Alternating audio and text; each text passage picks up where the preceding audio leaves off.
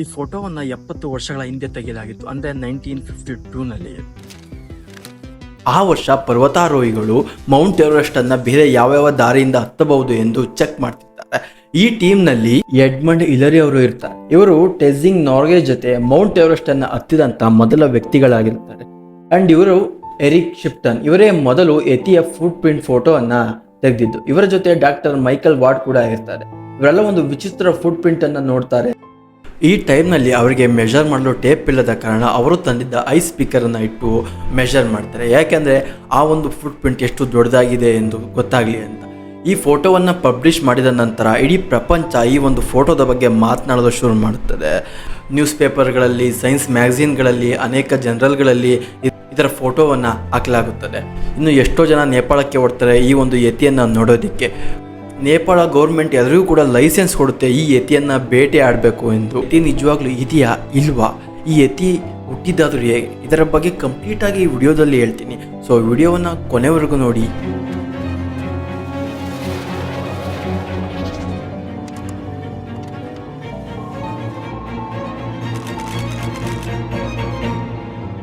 ಇವರು ಇಂಡಿಯನ್ ಆರ್ಮಿಯಲ್ಲಿರುವಂಥ ಸುಶಾಂತ್ ಸಿಂಗ್ ಅವರು. ಇವರು ಹಿಮಾಲಯದ ಮಕ್ಳು ಏರಿಯಾದಲ್ಲಿ ಒಂದು ರಿಸರ್ಚ್ಗೋಸ್ಕರ ಹೋಗಿರಬೇಕಾದ್ರೆ ಅಲ್ಲೊಂದು ವಿಚಿತ್ರ ಪಾದದ ಗುರುತನ್ನು ನೋಡ್ತಾರೆ.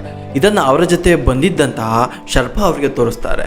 ಆಗ ಅವರು ಹೇಳ್ತಾರೆ, ಈ ಒಂದು ಫುಟ್ ಪ್ರಿಂಟ್ ಇದೆಯಲ್ಲ, ಇದು ಕಾಡು ಮನುಷ್ಯರ ಫುಟ್ ಪ್ರಿಂಟ್ ಆಗಿದೆ, ಇವರು ಕಾಡುಗಳಲ್ಲಿ ವಾಸ ಮಾಡ್ತಾರೆ ಎಂದು ತಿಳಿಸ್ತಾರೆ. ಸ್ನೇಹಿತರೆ, ಈ ಒಂದು ಯತಿ ನಮ್ಮ ಹಿಸ್ಟ್ರಿ ಹಾಗೂ ಕಲ್ಚರ್ನಲ್ಲಿ ಸಾವಿರಾರು ವರ್ಷಗಳ ಹಿಂದೆಯೇ ಉಲ್ಲೇಖ ಇದೆ. ಸುಮಾರು 12ನೇ ಶತಮಾನದಲ್ಲಿ, ಅಂದರೆ 850 ವರ್ಷಗಳ ಹಿಂದೆ ಟಿಬೆಟ್ ಟೆಕ್ಸ್ಟ್ನ ಪ್ರಕಾರ ಟಿಬೆಟ್ ಒಂದು ಲೇಕ್ ಆಗಿತ್ತು. ಆ ಲೇಕ್ನಲ್ಲಿದ್ದ ನೀರೆಲ್ಲ ಖಾಲಿಯಾದ ನಂತರ ಅಲ್ಲಿ ಮರಗಳು, ಬೆಟ್ಟಗಳು ಬೆಳೆಯಲು ಶುರುವಾಗ್ತವೆ.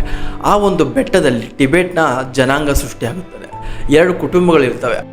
ಅವರಿಗೆ 6 ಮಕ್ಕಳುಗಳಾಗ್ತವೆ. ಆದರೆ 6 ಮಕ್ಕಳು ಮಾನವ ರೀತಿ ಹುಟ್ಟಿದರೆ ಇನ್ನು 6 ಪ್ರಾಣಿಗಳ ರೀತಿ, ಅಂದರೆ ಕೋತಿಯ ರೀತಿ ಹುಟ್ಟಿರ್ತಾರೆ. ಅವರಿಗೆ ಮೈ ತುಂಬ ಕೂದಲಿರುತ್ತೆ, ಬಾಲ ಇರುತ್ತೆ. ಇದಾದ ತುಂಬ ವರ್ಷಗಳ ನಂತರ ಮಂಗನಿಂದ ಮಾನವನಾಗಿ ಇವತ್ತು ಟಿಬೆಟ್ನ ಜನರಾಗ್ತಾರೆ. ಟಿಬೆಟಿನ ಜನರು ಈಗಲೂ ಕೂಡ ನಂಬ್ತಾರೆ ಅವರ ಪೂರ್ವಜರು ಈಗಲೂ ಕೂಡ ಇದ್ದಾರೆ ಅಂತ. ಯತಿಗಳು ಪ್ರಾಣಿಗಳಲ್ಲ, ಅವರು ಮನುಷ್ಯರು, ಆದರೆ ಆ ರೀತಿ ಇದ್ದಾರೆ ಅಷ್ಟೆ. ಈ ಯತಿಗಳು ರಾತ್ರಿ ಸಮಯದಲ್ಲಿ ಮಲಗೋದಿಲ್ಲ ಹಾಗೂ ತುಂಬ ಎತ್ತರದ ಜಾಗದಲ್ಲಿ ವಾಸ ಇರ್ತಾರೆ. ಇವರು ಮನುಷ್ಯರಿಂದ ತುಂಬ ದೂರನೇ ಉಳಿತಾರೆ. ಇಂದು ಕೂಡ ಬುದ್ಧಿಸ್ಟ್ ಬುಕ್ ಹಾಗೂ ದೇವಸ್ಥಾನಗಳಲ್ಲಿ ಇದರ ಬಗ್ಗೆ ಉಲ್ಲೇಖವಿದೆ. ಟಿಬೆಟ್ ಹಾಗೂ ನೇಪಾಳದಲ್ಲಿ ಈ ರೀತಿಯ ಆಕೃತಿಗಳನ್ನು ಈಗಲೂ ಕೂಡ ನೀವು ನೋಡಬಹುದು. ಹಾಗಾದರೆ ಈ ಯತಿ ರಿಯಲ್ ಆಗಿ ಇದೆಯೋ ಇಲ್ವೋ?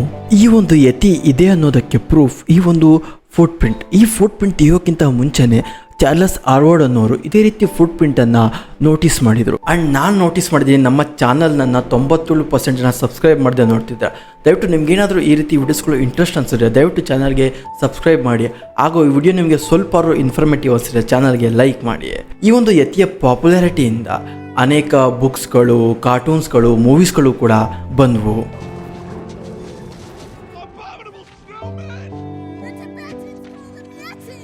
ಹಾಗಾದರೆ ಈ ಯತಿ ಇದೆಯೋ ಇಲ್ವೋ ಅನ್ನೋದಕ್ಕೆ 2 ರೀತಿಯ ಸಾಕ್ಷಿಗಳಿವೆ.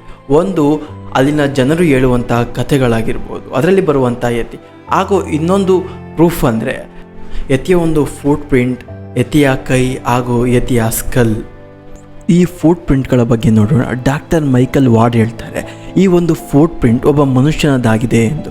1999ರಲ್ಲಿ ಅವರು ಬರೀತಾರೆ, ಈ ಒಂದು ಫುಟ್ ಪ್ರಿಂಟ್ ಟಿಬೆಟ್ನ ವ್ಯಕ್ತಿಯ ಪಾದದ ಗುರುತಾಗಿದೆ ಎಂದು. ಆ್ಯಂಡ್ ಅವನ ಪಾದ ತುಂಬ ಡಿಫ್ರೆಂಟ್ ಆಗಿರುತ್ತದೆ. ಹಾಗಾದರೆ ಈ ಒಂದು ಪಾದದ ಗುರುತು ಮನುಷ್ಯನದಾಗಿದ್ದರೆ ಅಂತಹ ಚಳಿಯಲ್ಲಿ ಬರಿಗಾಲಿನಲ್ಲಿ ಯಾರು ಅಲ್ಲಿ ನಡೆದಾಡ್ತಾರೆ ಅಂತ ನೀವು ಕೇಳಬಹುದು.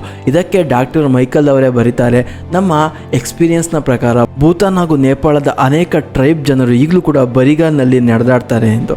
ಹಾಗಾದರೆ ಈ ಫುಟ್ ಪ್ರಿಂಟ್ ಮನುಷ್ಯನದ ಸೈಂಟಿಸ್ಟ್ಗಳು ಹೇಳ್ತಾರೆ ಇದು ಒಂದು ಕರಡಿಯ ಫುಟ್ ಪ್ರಿಂಟ್ ಆಗಿದೆ ಎಂದು. ರಿಸರ್ಚರ್ ಆದ ಡ್ಯಾನಿಯಲ್ ಸಿ ಟೈಲರ್ ಅವರು ತುಂಬ ವರ್ಷಗಳ ಕಾಲ ಈ ಒಂದು ಯತಿಯ ಬಗ್ಗೆ ರಿಸರ್ಚನ್ನು ಮಾಡಿ ಒಂದು ಬುಕ್ನ ಕೂಡ ಪಬ್ಲಿಷ್ ಮಾಡಿದ್ದಾರೆ. ಹಾಗಾದರೆ ಈ ಒಂದು ಕೈಗಳ ಬಗ್ಗೆ ಮಾತಾಡೋಣ. ಈ ಫೋಟೋದಲ್ಲಿ ನೋಡಿ, ಇದು ಯತಿಯ ಕೈ ಹಾಗೂ ಸ್ಕಲ್ ಎಂದು ಅಲ್ಲಿ ಅವರು ಹೇಳ್ತಾರೆ. ಈ ಒಂದು ಯತಿಯ ಕೈ ಹಾಗೂ ಸ್ಕಲ್ ನೇಪಾಳದ ಪ್ಯಾಂಗ್ಬೋಚಿ ಮೊನಾಸ್ಟ್ರಿಯಲ್ಲಿ ಈಗಲೂ ಕೂಡ ಇದೆ. ಇದು ಇಲ್ಲಿಗೆ ಹೇಗೆ ಬಂತು ಅನ್ನೋದಕ್ಕೆ ಒಂದು ಇಂಟ್ರೆಸ್ಟಿಂಗ್ ಸ್ಟೋರಿ ಇದೆ. ಭಾರತದ ಒಬ್ಬ ಬುದ್ಧಿಸ್ಟ್ ಮಾಂಗ್ ಟಿಬೆಟ್ನ ಒಂದು ಗುಹೆಗೆ ತಪಸ್ಸನ್ನು ಮಾಡಲು ಹೋಗ್ತಾನೆ. ಅಲ್ಲಿ ಒಂದು ಯತಿ ಇವನಿಗೆ ನೀರು ಆಹಾರವನ್ನು ಒದಗಿಸುತ್ತದೆ. ನಂತರ ಅದು ಸತ್ತೋಗುತ್ತದೆ. ಅದರ ಒಂದು ನೆನಪಿಗಾಗಿ ಯತಿಯ ಕೈ ಹಾಗೂ ಸ್ಕಲ್ಲನ್ನು ತಂದಿದ್ದಾರೆ ಎಂದು ಅಲ್ಲಿ ಉಲ್ಲೇಖ ಮಾಡಿದ್ದಾರೆ. 1957ರಲ್ಲಿ ಒಬ್ಬ ಅಮೆರಿಕನ್ ವ್ಯಕ್ತಿ ಬರ್ತಾನೆ. ಅವನ ಹೆಸರು ಟಾಮ್ ಸ್ಲಿಕ್. ಯತಿಯ ಬಗ್ಗೆ ರಿಸರ್ಚ್ ಮಾಡಲು ಬರ್ತಾನೆ. ಆದರೆ ಅವನಿಗೆ ಯತಿ ಇರುವಂಥ ಯಾವುದೇ ಸಾಲಿಡ್ ಪ್ರೂಫ್ಗಳು ಸಿಗೋದಿಲ್ಲ. ಅವರ ಜೊತೆ ಅವರ ಇಬ್ಬರು ಅಣ್ಣಂದಿರು ಕೂಡ ಬಂದಿರ್ತಾರೆ. ಅವರಿಗೆ ಈ ಒಂದು ಯತಿಯ ಕೈ ಹಾಗೂ ಸ್ಕಲ್ಲಿರುವಂತಹ ಮಾನ್ಸ್ಟರಿ ಇದೆ ಎಂದು ತಿಳಿದು ಅಲ್ಲಿಗೆ ಬರ್ತಾರೆ. ಆದರೆ ಅಲ್ಲಿ ಅವರು ಯತಿಯ ಒಂದು ಫಿಂಗರನ್ನು ಕಳ್ಳತನ ಮಾಡಿಕೊಂಡು ತೆಗೆದುಕೊಂಡು ಹೋಗ್ತಾರೆ. ಲಂಡನ್ನಲ್ಲಿ ಒಸಾಮಾ ಹಿಲ್ ಎಂಬ ಒಬ್ಬ ಸೈಂಟಿಸ್ಟ್ ಇದನ್ನು ಚೆಕ್ ಮಾಡುತ್ತಾನೆ. ಆದರೆ ಒಸಾಮಾ ಹಿಲ್ ಕ್ಲಾರಿಫೈ ಮಾಡ್ತಾನೆ ಈ ಒಂದು ಫಿಂಗರ್ ಮನುಷ್ಯರದು ಎಂದು. ಕೈ ಬೆರಳೇನೋ ಮನುಷ್ಯರದು. ಹಾಗಾದರೆ ಆ ಒಂದು ಸ್ಕಲ್ ಯಾರದ್ದು? 1960ಯಲ್ಲಿ ಎಮುಂಡ್ ಹಿಲರಿ ಮೌಂಟ್ ಎವರೆಸ್ಟ್ ಅನ್ನು ಹತ್ತುತ್ತಾನೆ. ಅಂಡ್ ಅವರ ಜೊತೆ ಕೆಲವೊಂದಿಷ್ಟು ಸೈಂಟಿಸ್ಟ್ಗಳನ್ನು ಕೂಡ ಕರ್ಕೊಂಡು ಹೋಗ್ತಾನೆ ಆ ಒಂದು ಸ್ಕಲ್ ಯಾರದ್ದು ಎಂದು ತಿಳಿದುಕೊಳ್ಳುವುದಕ್ಕೆ. ಅಂಡ್ ಅಲ್ಲಿ ಅವರಿಗೆ ಗೊತ್ತಾಗುತ್ತೆ ಈ ಒಂದು ಸ್ಕಲ್ ಹಿಮಾಲಯದಲ್ಲಿ ಕಂಡುಬರುವಂಥ ಸೀರೋ ಅನ್ನುವಂಥ ಮೇಕೆಗಳಂತೆ ಇರುವಂಥ ಪ್ರಾಣಿಯದ್ದು ಎಂದು. ಕೊನೆಯ ಎವಿಡೆನ್ಸ್ ನೋಡೋಣ. ಆಕ್ಸ್ಫರ್ಡ್ನ ಜೆನೆಟಿಕ್ಸ್ ಸೈಂಟಿಸ್ಟ್ ಆದ ಬ್ರಯಾನ್ ಸ್ಕೈಸ್ ಅವರು 2013ರಲ್ಲಿ ಇಡೀ ದೇಶಕ್ಕೆ ಒಂದು ಚಾಲೆಂಜನ್ನು ಕೊಡ್ತಾರೆ. ಯಾರಾದರೂ ಯತಿಯ ಹಲ್ಲು, ಕೂದಲು ಅಥವಾ ಸ್ಕಿನ್ ಇದ್ದರೆ ಕೊಡಬೇಕು ಎಂದು ಚಾಲೆಂಜನ್ನು ಮಾಡ್ತಾನೆ. ಇದರಿಂದ ಅವನಿಗೆ 57 ಸ್ಯಾಂಪಲ್ಗಳು ಬಂದಿರ್ತವೆ. ಆದರೆ ಅದರಲ್ಲಿ ಆತ 36 ಸ್ಯಾಂಪಲ್ಗಳನ್ನು ಮಾತ್ರ DNA ಟೆಸ್ಟ್ಗೆ ಒಳಪಡಿಸುತ್ತಾನೆ.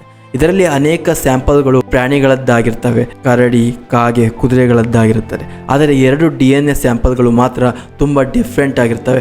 ಆ್ಯಂಡ್ ಅವು ಲಡಾಖ್ ಹಾಗೂ ಭೂತಾನ್ಗಳಿಂದ ಬಂದಿರ್ತವೆ. ಅದರಲ್ಲಿ 6,50,000 ವರ್ಷಗಳ ಹಿಂದಿನ ದಂತ ಪೊಲಾರ್ ಬಿಯರ್ನ DNAಗಳಾಗಿರುತ್ತದೆ. ಈಗಲೂ ಕೂಡ ಯತಿ ಇಲ್ಲ ಎಂದು ಪ್ರೂವ್ ಮಾಡೋದಕ್ಕೆ ಯಾರ ಕೈಲೂ ಕೂಡ ಆಗಿಲ್ಲ.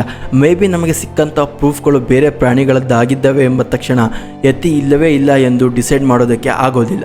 ಇಂಗ್ಲೀಷ್ನಲ್ಲಿ ಒಂದು ಲೈನ್ ಇದೆ, absence of evidence is not evidence of absence ಎಂದು. ಒಂದು ವಸ್ತುವಿನ ಮೇಲೆ ನಮಗೆ ಸರಿಯಾಗಿ ಪ್ರೂಫ್ ಇಲ್ಲ ಅಂದಿದ ತಕ್ಷಣ ಆ ಒಂದು ವಸ್ತು ಭೂಮಿಯ ಮೇಲೆ ಇಲ್ಲವೇ ಇಲ್ಲ ಎಂದು ಹೇಳೋದಕ್ಕೆ ಆಗೋದಿಲ್ಲ. ಅದೇ ರೀತಿ ಯತಿ ಇರ್ಬೋದು ಅಥವಾ ಇಲ್ಲದೆ ಇರ್ಬೋದು, ಅದು ಅವರ ನಂಬಿಕೆ ಮೇಲೆ ಡಿಪೆಂಡ್ ಆಗಿ. ಐ ಹೋಪ್ ಈ ವಿಡಿಯೋ ನಿಮಗೆ ಸ್ವಲ್ಪ ಇನ್ಫಾರ್ಮೇಟಿವ್ ಅನಿಸಿರುತ್ತೆ.